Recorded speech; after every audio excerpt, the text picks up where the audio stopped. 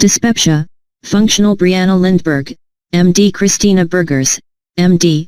FOF Basics Description: the presence of bothersome postprandial fullness, early satiety, or epigastric pain/burning in the absence of causative structural disease, to include normal upper endoscopy, for at least 1 to 3 days per week for the preceding 3 months, with initial symptom onset at least 6 months prior to diagnosis. Rome 4 criteria. Rome 4 criteria divide patients into 2 subtypes: postprandial distress syndrome, PDS. Epigastric pain syndrome, EPS. System, S. Affected, GI synonym, S. Idiopathic dyspepsia, non-ulcer dyspepsia, non-organic dyspepsia, PDS, and EPS. Epidemiology: incidence unknown, accounts for 70% of patients with dyspepsia and 5% of primary care visits. Prevalence: 10% prevalence worldwide, varies based on criteria. More common in Western cultures. PDS may be more common in Eastern cultures. Predominant age, adults, can be seen in children. Predominant gender, female. Male. Etiology and pathophysiology unknown, but proposed mechanisms or associations include gastric motility disorders, visceral pain, hypersensitivity, Helicobacter pylori infection, alteration in upper GI microbiome, post-infectious complications, immune activation, inflammation, and gut-brain axis disorders. Genetics: possible link to G protein beta 3 subunit 825 cubic centimeters. Genotype: serotonin transport genes, N/or cholecystokinin A receptor gene polymorphisms. Geriatric considerations: patients age greater than 60 years with new onset dyspepsia should undergo endoscopy. Pediatric considerations: be alert for family system dysfunction. Pregnancy considerations: pregnancy may exacerbate symptoms. Risk factors: other functional disorders, fibromyalgia, temporomandibular joint pain, chronic fatigue syndrome, anxiety/depression, psychosocial stressors, e.g., divorce, unemployment, history of physical, sexual, or emotional trauma/abuse, smoking. Female gender: general prevention. Avoid foods and habits known to exacerbate symptoms. Commonly associated conditions: other functional bowel disorders. Diagnosis: history: postprandial fullness, 1. Early satiety, 1. Epigastric pain, 1. Epigastric burning, 1. Symptoms for 3 months, 1. Alarm features include 2,3,4 unintended weight loss, progressive dysphagia, odynophagia, persistent vomiting, GI bleeding. Family history of upper GI cancer. Age greater than or equal to 60 years. Physical exam: document weight, status, and vital signs. Examine for signs of systemic illness.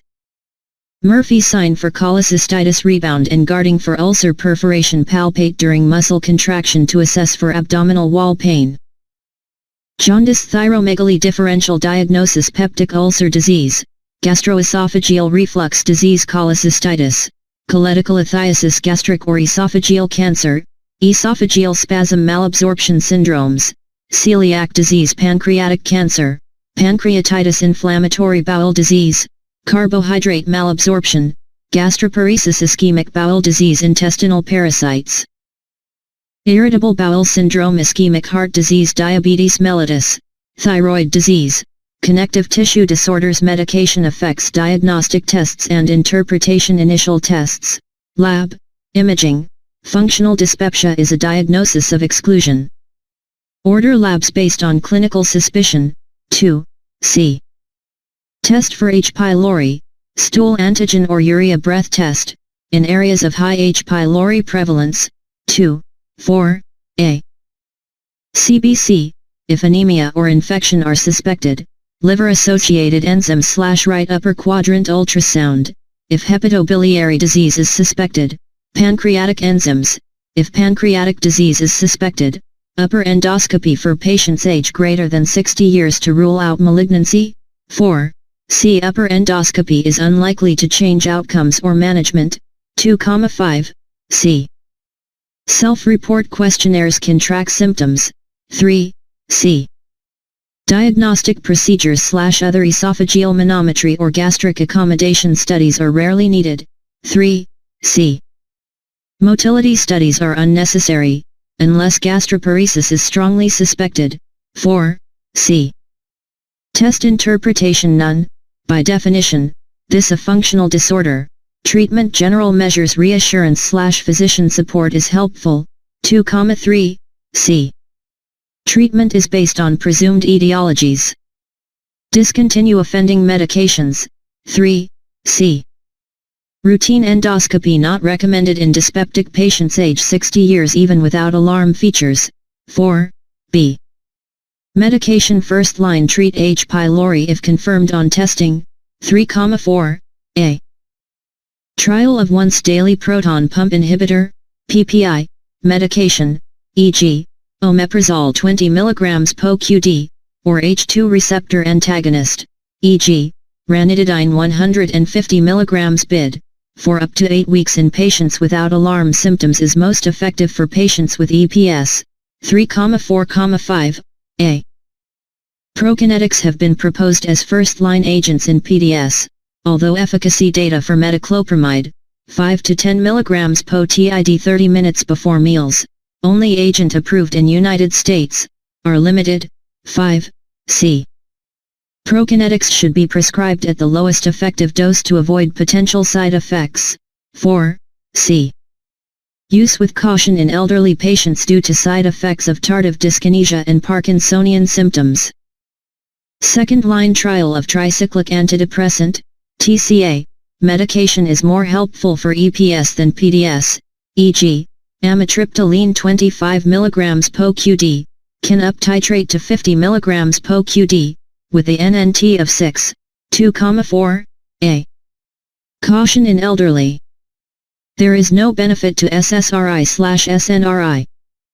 Trazodone 25 mg at bedtime is an alternative. 2,5. A. Consider buspirone or mirtazapine if no response or if contraindications to TCA. 2. B. Gabapentin 300 mg twice daily can be a useful adjunct, particularly for treatment of gastrointestinal pain symptoms. 6. B. Additional therapies. Stress reduction. 2,5.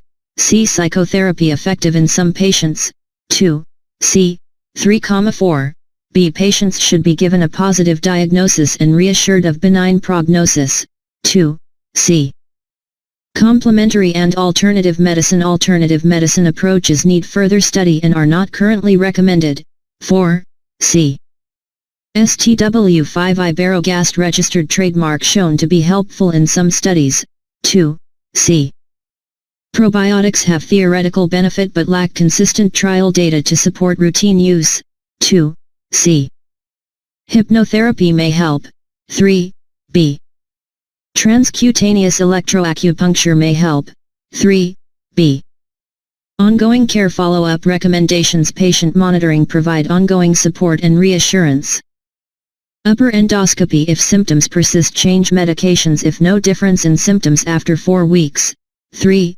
C. Discontinue medications once symptoms resolve. 3. C. Diet limited data to support dietary modification. Consider limiting fatty foods. 2,5. C. Avoid foods that exacerbate symptoms. Wheat and cow milk proteins, peppers or spices, coffee, tea, and alcohol. 2,5. C.